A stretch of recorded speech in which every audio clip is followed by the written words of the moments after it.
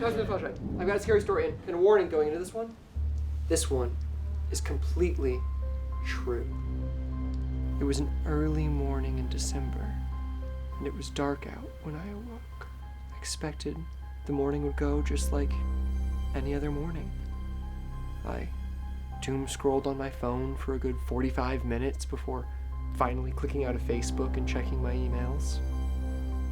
I expected the regular junk. Target ad. Michael's coupon. That local restaurant that I haven't visited in 3 years, but gave my email to for the coupon and now don't have the heart to unsubscribe. The usual innocent stuff. But not today. Today, there was an email from healthcare.gov, and it said that my regular plan through the marketplace would no longer be available next year, and that no action was necessary. I would be automatically enrolled in the next closest plan. Pricing and benefits would be changing! Changing to what? It didn't say.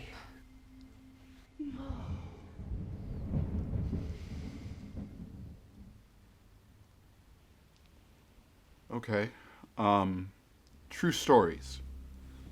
I was making my coffee earlier this week, like every morning.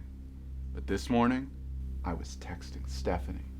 That girl I just started seeing, coffee was perfect, flirt game was strong, and just as I was about to hit send, it happened.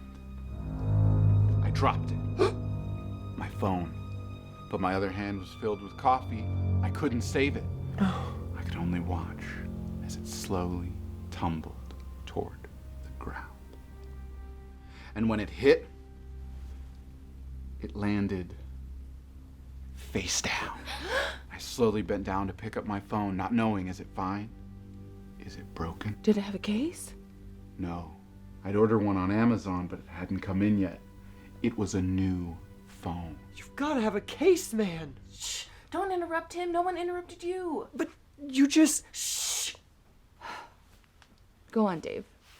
I reached towards the ground, put my hand on my phone, and prayed.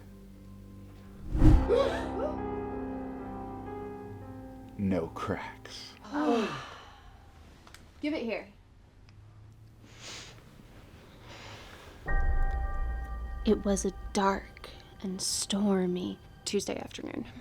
We had just hired a new intern at work. He was young, like wasn't alive for 9/11 young. And our breaks lined up, so we ended up small talking. I did my best. I did the usual, where do you go to school? So what's next? Questions.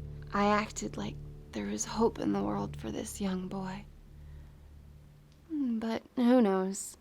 He is a white male. Maybe there really is one of those mythical good jobs just waiting out there for this little Connor at his uncle's firm. But then the conversation lulled. I was out. Did you mention superheroes? They all like superheroes. I did, but it wasn't enough.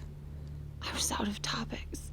And in the empty air sat a silence so quiet you could hear the decades of our age difference. Decades? Shh. And then he spoke, saying, "What kind of music do you listen to?" A perfectly fine question. But before I could answer, he continued saying, "I really like old stuff. You know, like NSYNC."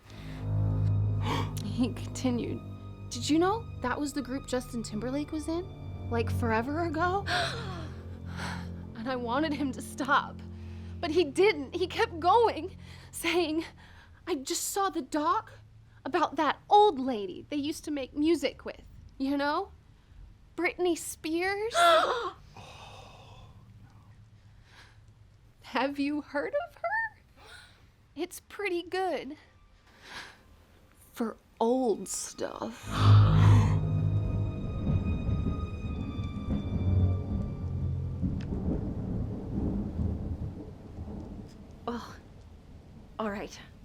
as you all know, I've recently started online dating. And me and Dustin broke up. And let me tell you, it's a scary world out there. This story is a true story. In a way, it's every true story. It's a story of a girl and a boy. It's my story. But it could just as easily be your story.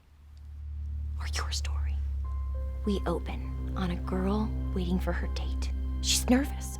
In his pictures, he's cute. But she doesn't want to get her hopes up. She's got an Instagram. She's excited to meet him. He seems normal. Maybe even one of the good ones. The only thing is that she can't figure out if he's a Republican. No! Oh no. The boy shows up, and he actually looks like his pictures. Maybe even cuter. Which only makes the sinking feeling worse. You need to know. Does he feel the Me Too movement made dating scary for him? But you can't just ask. Can you? Can you? No, really. Can you? The date's going well. He's funny, but not in an annoying sort of way. It comes naturally to him. But he still won't give it away. She mentioned social media, and he goes, "Oh, it's terrible. I'm not on any of that anymore." She sits and wonders, is he woke? Is he fighting against the man and the addiction of technology? Or is he just mad because he's been in Facebook jail too many times for saying COVID isn't real? Uncertain, she giggles and makes a joke about how cell phones are controlling us.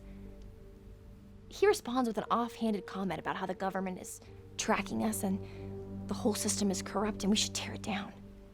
But in a tear down the patriarchy sort of way, or storm the Capitol January 6th thing. He asks her what she's been up to. She doesn't want to say watching Friends for the 8th time and scrolling Zillow pretending I could ever afford to buy a house. So she says, "Oh, you know, I just got my COVID booster and it really took it out of me, so I'm taking it easy." He replies, "That's crazy. I'm all about my body, my choice."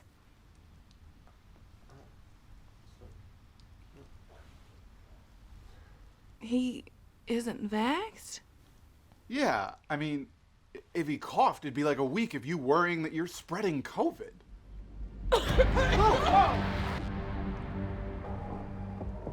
Nah, I'm just fucking with you guys. I got tested.